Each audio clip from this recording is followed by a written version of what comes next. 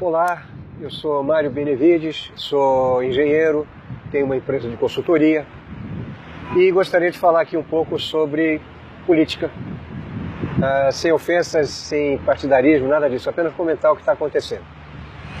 Há dois candidatos para a presidência da República, um deles é de um partido conservador e o outro é de um partido que teve a sua imagem manchada por episódios recentes.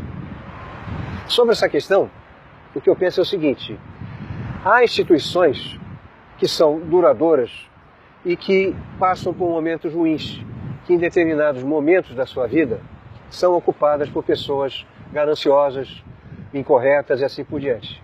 Mas as instituições resistem a isso e resgatam a história, seus ideais do início. Eu acredito nisso em relação a qualquer desses partidos mais tradicionais que nós temos no Brasil. E o outro partido, então, é um partido mais conservador. Bom, quais são as propostas para educação, saúde e segurança e economia dessas duas linhas que temos aí? Em matéria de educação, um candidato defende a militarização de escolas. Conversando com um coronel da Polícia Militar aqui de Santa Catarina, ele me disse o seguinte: ele pensou um pouco antes de responder e disse o seguinte: nem todas as pessoas têm vocação para disciplina militar. Não necessariamente a disciplina militar é que vai tornar as nossas escolas mais respeitosas. São outras questões que têm que ser trabalhadas, não só na escola, mas fora dela também. Um outro projeto de educação que existe é de um antropólogo já falecido, chamado Darcy Ribeiro, que criou escolas em tempo integral. Qual é a ideia dele? As crianças estudando em tempo integral podem ter uma educação de qualidade, refeição, lazer, esportes, artes, e ficando longe do meio em que vivem, que geralmente é um meio muito perigoso, muito vulnerável, muito triste, tantas vezes no Brasil, como acontece. Essas escolas em tempo integral teriam não só a vantagem de criar cidadãos para um futuro melhor do Brasil, como afastar as crianças e jovens do convívio com a droga, seja para consumir, seja para traficar. E teriam as mesmas oportunidades que jovens e crianças de outras classes mais favorecidas têm, que podendo praticar esporte, ter acesso à arte, etc. Esse projeto me parece o mais interessante. Gostaria que o outro candidato do partido que teve sua imagem manchada pensasse nessa possibilidade e propusesse essa possibilidade em matéria de educação. Em matéria de saúde, eu sou pai de uma médica recém-formada que trabalha num hospital do SUS.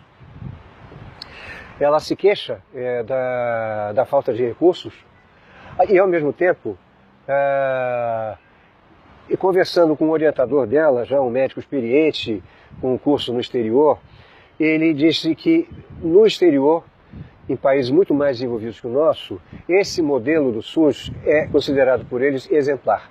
Um sistema que oferece saúde gratuita para toda a população. O que acontece no SUS? Ele é mal administrado. Administrar o SUS é como administrar uma grande empresa, cujo objetivo não é dar lucro, mas sim respeitar o orçamento e com o orçamento oferecer o melhor serviço possível para a população. E contar, claro, cada vez com mais médicos mais bem preparados. Há também a proposta de médicos atendendo nas comunidades, o que também é uma boa proposta. Aumentar o número de postos de saúde, etc. São boas propostas. A questão é orçamentária. O importante é sempre lembrar o seguinte: o custo de fazer educação de qualidade e saúde de qualidade é muito inferior ao custo de não fazer. O custo de não fazer, qual é? O Brasil desperdiça gente. De cada 10 jovens, 6 são desviados ou para a criminalidade ou para uma vida sem oportunidades. Nem conclui os estudos. Imagina o custo que não tem ter tanta gente, tanto jovem envolvido com droga. É um custo altíssimo para hospitais, além das próprias vidas. Não existe custo maior do que esse. Portanto, toda vez que se mas fazer isso custa caro, sempre bom lembrar, custa muito mais caro não fazer. Falando sobre segurança, há uma proposta bem clara, que é a de armar toda a população. E, naturalmente, com polícia ostensiva e etc. Nesse particular, eu quero fazer 2 observações. Primeiro, notar que atrás de mim há canhões virados para fora. Quando esses canhões viram para dentro, é o que se chama de regime militar ou regime ditatorial. Eu já vivi essa experiência. Não é boa. Não é boa. Se fosse boa, os próprios militares não teriam querido sair do poder. Eles não foram expulsos do poder. Eles saíram do poder porque quiseram. Depois de 21 anos de ditadura, entregaram para os civis. Não é bom um regime desse. Não é bom para ninguém. É uma ilusão achar que a gente vai ter mais segurança com as armas apontadas para dentro de casa. A segunda observação. O general Vilas Boas, comandante do Exército Brasileiro, deu uma declaração recentemente, por meio de um porta-voz, que eu considero fundamental para que as pessoas parem para pensar. O que ele disse? Que na intervenção na segurança do Rio de Janeiro, as forças armadas e policiais se sentiram sozinhas. Ele se queixou de que as outras forças que deviam atuar não atuaram. Ele disse claramente, não se vê-se a violência só com armas. São necessárias, entre outras, medidas socioeconômicas. Repetindo, isso foi dito por um general, não só um simples general, o general mais importante do Brasil neste momento.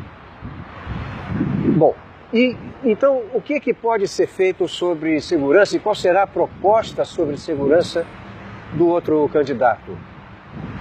Não só na questão da segurança, mas na questão da economia também, o que está faltando é debate. É debate. Há um candidato que foi gravemente ferido, sim, por um ataque absurdo de faca, mas que ele já está em condições de dar entrevistas, ele tem dado entrevistas até para diferentes estações de TV. E se manifesta nas redes sociais também permanentemente. Por que não poderia participar de um debate? Por que o formato do debate não poderia ser diferente, com os 2 candidatos sentados, cada um em sua poltrona? E debatendo ideias, sem agressividade, para que a população pudesse, de fato, ter mais meios de escolher. As pessoas estão escolhendo, na maioria das vezes, com base em paixão, e uma paixão, às vezes, de ódio. Que a paixão tem essa característica. Ela cega e, ao mesmo tempo, às vezes, se volta com ódio para aquilo que é diferente do que a gente pensa que pensa. Porque se pararem para pensar de verdade, não é possível que o que vem sendo dito tão grosseiramente, tão desrespeitosamente sobre tantos assuntos aí, não é possível que as pessoas pensem dessa maneira, pelo menos não tantas pessoas pensem assim. Por isso que o debate é muito importante, para que as ideias, as propostas de fato surjam, inclusive em matéria de segurança e mais ainda em matéria de economia. Em matéria de economia, tem um candidato do Partido Conservador, começou dizendo que ia privatizar tudo, agora diz que já não vai privatizar certos setores. E os analistas de mercado, empresários, já não sabem o que vai acontecer, qual é a segurança disso. O economista que está a serviço dessa candidatura já chegou a propor voto de bancada. O que é voto de bancada? O Congresso tem bancadas de partidos e bancadas temáticas, como bancada ruralista, bancadas religiosas, a bancada da bala. E o que é voto de bancada? Ora, dentro de uma mesma bancada, dentro de um mesmo partido, as pessoas, seus representantes, pensam diferente. Algumas pensam igual, outras pensam de maneira diferente. E aí está o modelo da nossa democracia. Ora, o voto de bancada é reduzir o Congresso a mini congressos, quebrando uma regra constitucional, institucional e da própria democracia. Essa é uma particularidade também dessa candidatura. Por que essa candidatura quer acabar com reserva indígena e com quilombo? Porque está dando ouvidos a um tipo de empresário que não quer respeitar essas instituições, porque são instituições. A nossa história viva é também contada por essas etnias. Já vimos o Museu Nacional pegar fogo, perdemos parte da nossa história morta. Acabar com essas reservas é acabar com parte da nossa história viva. Para que acabar com essas reservas? Para a mineração e para a agricultura. O que também, se a gente plantar todo o território nacional, se a gente minerar todo o território nacional, a gente vai ficar sem ar para respirar, ainda que tenha comida para comer. E há empresários da mais alta seriedade que sabem tratar dessas questões muito bem, com todo o respeito, com toda a seriedade. Eu trabalho há muitos anos com engenharia. Conheci vários empresários muito respeitosos do setor de agricultura, do setor de infraestrutura, do setor de energia. Então isso é mais uma demonstração de que essa candidatura, o modelo principal dela é um tanque de guerra, que passa por cima de tudo como se fosse um trator com uma arma apontando. Para quem? Para a população. É esse o modelo que eu, pelo menos, faço do que eu tenho ouvido. Pode ser até que eu mude de opinião se houver um debate. Se houver pelo menos um debate. Pode ser até que eu tenha outra impressão. Mas a impressão que eu tenho, por enquanto, é essa. E a questão também de discriminar quilombolas. Eu trabalhei durante muito tempo no interior de Goiás. Convivi com vários descendentes da etnia africana Calunga. Gente muito séria e trabalhadora. A grande maioria dos indivíduos. Pessoas muito sérias e trabalhadoras. Que quando apareciam na prefeitura, isso quem me contou foi o prefeito da época, quando apareciam na prefeitura para pedir alguma coisa, era arame para fazer tela para proteção dos seus animaizinhos e das suas plantações. De modo que essa característica também de generalizar, preconceituar, discriminar, isso não é só contra a lei. Isso é contra o nosso espírito de brasileiros. Ora, nós somos multirraciais. Nós aprendemos a conviver com as nossas diferenças. Vamos voltar agora no tempo, no passado? Vamos agora, de fato, discriminar por cor da pele, por outras características? Ora, isso é um absurdo. É mais um absurdo. Me parece que a outra candidatura não tem esse tom, não tem essa vontade. O candidato, propriamente, é um indivíduo muito bem preparado e muito firme nas respostas que dá, inclusive quando responde a críticas que seu partido sofreu, algumas inclusive com toda a justiça. Mas ele responde muito bem, é muito bem preparado, é um professor, deve ser respeitado e deve ser ouvido. Seja quem for eleito, vai ter que governar com um Congresso que já está formado. Isso acontece em qualquer país democrático como o nosso, que tem um presidente e tem um parlamento. O presidente governa com o parlamento, com o Congresso. E tivemos na nossa história recente 2 exemplos muito claros do que acontece quando certas regras são quebradas. Um governo deu as costas para o Congresso e achou que podia governar só com o povo. Esse governo caiu. O outro governo que assumiu tem uma ligação de quase que 100% com o Congresso, mas virou as costas para o povo. A sua popularidade é menor do que 5%. Portanto, isso sirva de aprendizado para quem for assumir o cargo agora. O presidente, seja A ou B, vai ter que respeitar a população e governar com o Congresso. Outro dado importante sobre corrupção. Qualquer instituição humana tem corrupção, qualquer uma. Agora, a corrupção cresceu no Brasil do tamanho que cresceu porque havia uma coisa chamada impunidade. Hoje a gente vê a justiça atuante, a gente vê a mídia atuante, a gente vê a sociedade atuante e vimos coisas inimagináveis há 1 década, 2 décadas. Gente muito rica, muito importante, políticos, empresários, estão presos, pagando pena.